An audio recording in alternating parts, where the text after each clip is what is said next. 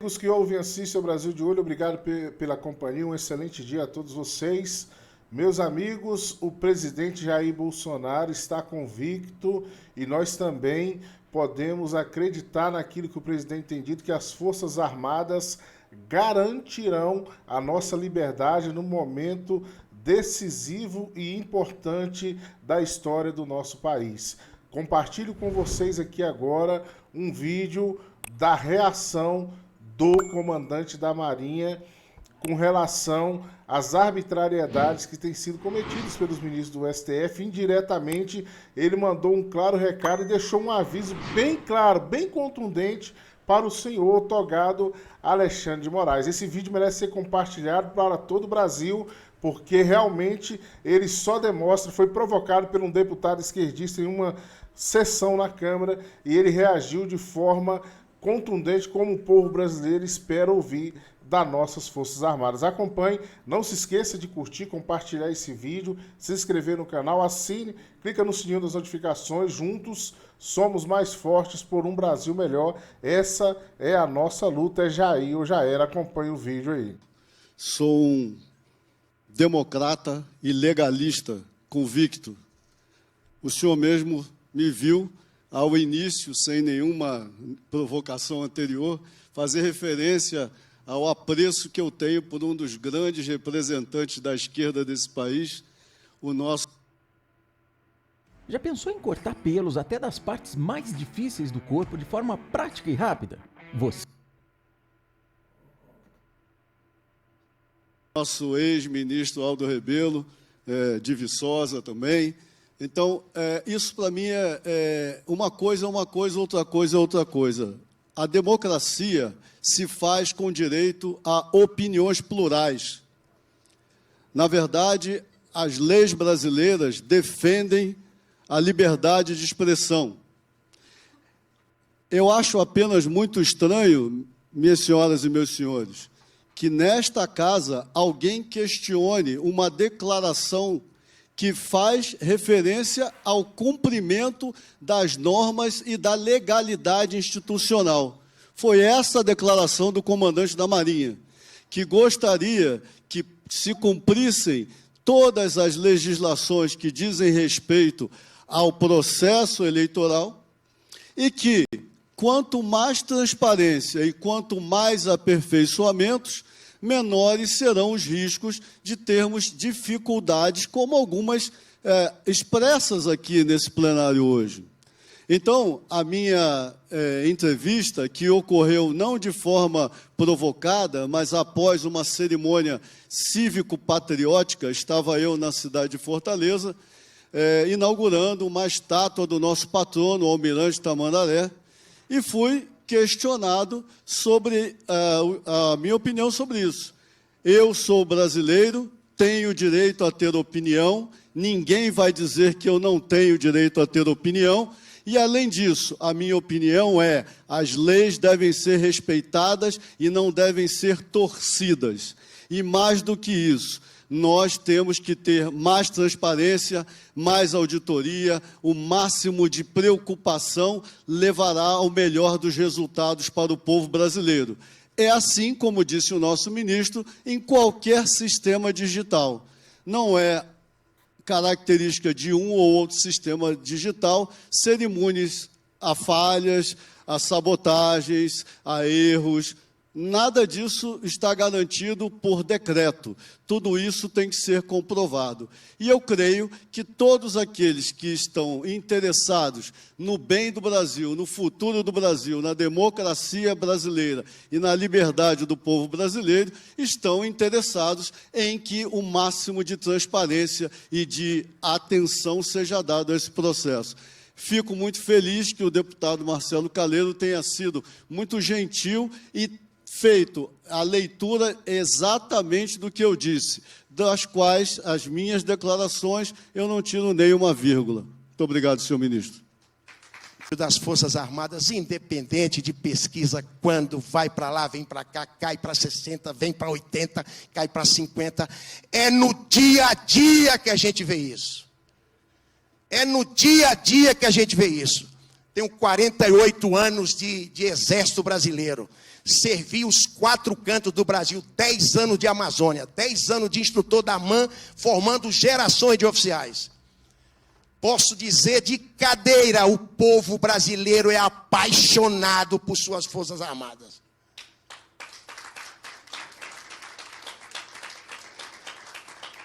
Armando, muito obrigado pela sua colocação, pelas suas colocações.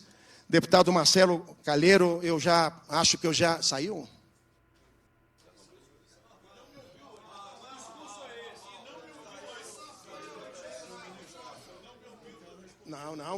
Não, você vai. Eu ia... Então, com relação a... Ele tratou de urnas também, então eu já respondi tudo que tinha que responder. Com relação a troca de ministro é coisa mais natural em qualquer governo do mundo. Naquela oportunidade, acho que foram até 5 ou 6 ministros, quando saiu da defesa.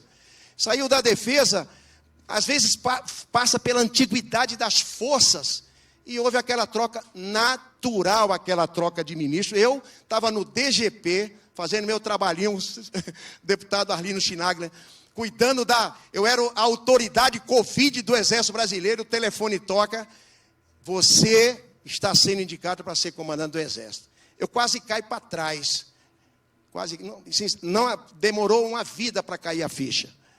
E aí assumi o comando da força, nem mais está aqui, 1 ano se passou apenas, o general Freire Gomes, com toda a minha turma, mesmo dia que entramos no Exército, e até hoje, uma honra ter passado e assumir a pasta da defesa do nosso presidente Bolsonaro. O deputado Marcelo Calheiro, ele fez ilações, e isso. Eu não trato de ilações, coisas concretas para a gente discutir, conversar aqui. Ilação se eu vou isso, se acontecer isso, se a urna não der isso, se o TSE decidir isso. Gente, vamos cuidar do dia a dia, né? Então fica difícil querer responder alguma coisa com relação às ilações do nobre deputado Marcelo Calheiro. Eu vou deixar com outras instituições e participaremos da fiscalização como entidade fiscalizadora. Então também fomos instados a isso. Deputada, fomos instados a isso.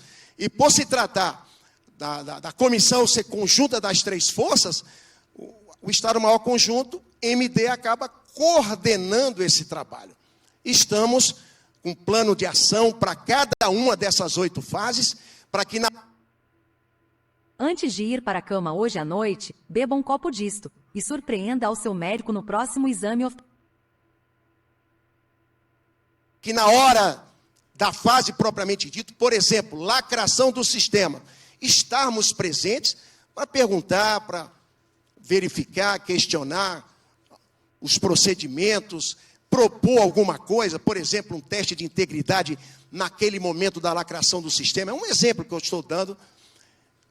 E no final, a decisão final do Tribunal Superior Eleitoral será do Tribunal Superior Eleitoral.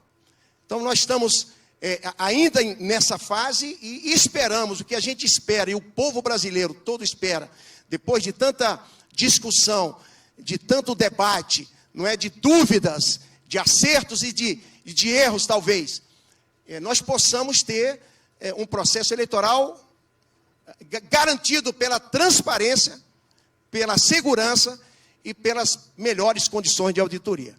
Era isso que eu poderia comentar com relação à participação do Ministério da Defesa, mais uma vez, convidado pelo TSE nesse sentido.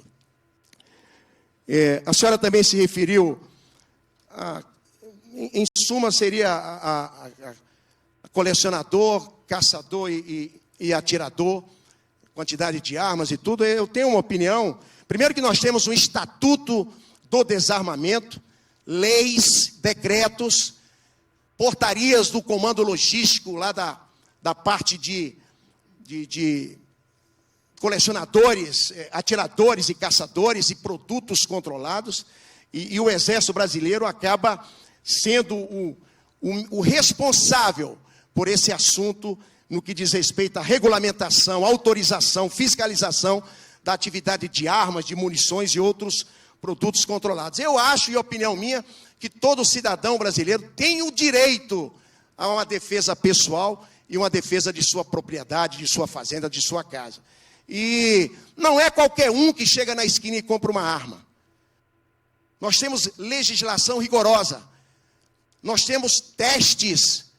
Nós temos que comprovar a idoneidade, a qualificação para empunhar e atirar uma arma. Então, e vemos também, ultimamente, um decréscimo muito grande, mesmo com o aumento dos CACs, são hoje em torno de 600 e poucos mil CACs, os índices de criminalidade com arma de fogo caindo assustadoramente. Então, essa comparação não parece que seja tão, não é, perigoso armar gente de bem.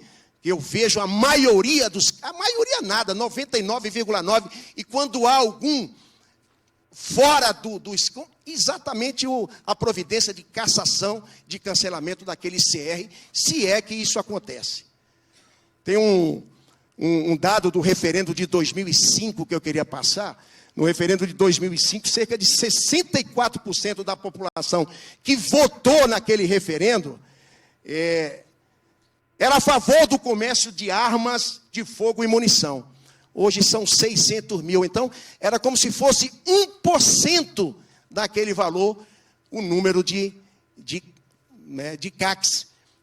Hoje, 2022, com 150 milhões de eleitores, se houvesse essa mesma votação nesse mesmo referendo, com esse mesmo percentual, em torno de 64%, que em 2005 deu sinal positivo para isso daí. 0,63 da projeção atual da população que vota favorável. Então é irrisório isso daí. Então essa discussão do CAC, ela me perdoa a minha sinceridade, é política. É política. Então essa foi outro aspecto que a deputada Perpétua. É tanta coisa aqui que o tempo vai embora.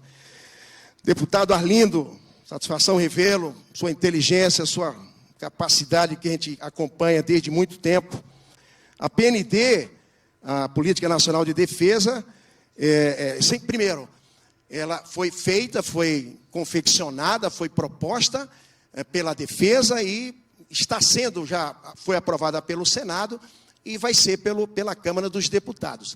E ela tem uma atualização, se eu não me engano, quadrienal, em que pode-se alterar, o senhor se fez referência à preocupação com a escrituração de um determinado artigo e seus apensos aí. Então, é uma oportunidade, claro, com discussão, com trazer o assunto à mesa e assim por diante. O Brasil é um país, eu falei também na minha apresentação, a índole do povo brasileiro, é um país de paz, nós temos fronteiras muito bem definidas, praticamente não temos rusgas com os nossos vizinhos. A única situação mais sensível, sem dúvida nenhuma, lá no estado de Roraima, tanto que temos uma operação acolhida funcionando agora, nesse momento, mas é um país que a perspectiva de conflito na América do Sul, ela é, eu diria, irrisória, mas nem por isso, também reforçando aquilo tudo que falei na minha apresentação, a gente não pode se descurar da segurança, da capacitação, de tornar nossas Forças Armadas mais fortes. Está aí o exemplo da campanha Rússia-Ucrânia lá na Europa. E a nossa missão, ela é muito bem definida na Constituição. Nossos planos, faz parte, nós temos, as forças têm seus estados maiores e a defesa tem o seu estado maior conjunto das Forças Armadas. Um setor grande que planeja operações. E como toda nação, como todo país que quer ter a inteligência, o conhecimento do que acontece no entorno e no mundo, os planejamentos estratégicos, operacionais e táticos, eles se desenvolvem para cada hipótese de emprego que venha a ocorrer. Então, o senhor não tenha dúvida que nos cofres do MD, que em documentos secretos, ultra-secretos, de possibilidade de emprego para a defesa da pátria, imagina se a gente vai se descurar e não vai fazer isso. Por isso, nossas inteligências têm que estar muito bem unidas, trabalhando, coordenada pela defesa, dentro do sistema brasileiro do SISBIM. Tudo convergindo, essa sinergia de esforços, para que a gente tenha o poder de antecipação, deputado. E tiver que, numa necessidade, se antecipar à força oponente e não se arrepender depois numa situação dessa natureza. General Pazuello, meu deputado, comandante do Exército era eu, tudo foi analisado a miúde, cada detalhe daquele incidente. O Exército tem o que nós chamamos razões de defesa. Nós damos uma FATD quando há uma possibilidade de uma transgressão disciplinar. O cidadão responde tudo, ele tem todo o direito de defesa. E eu, julgamento. Minha assessoria jurídica foi a fundo e eu mandei ir a fundo para caracterizar ou não realmente a transgressão disciplinar. E a minha conclusão foi dada naquele momento, foi a decisão.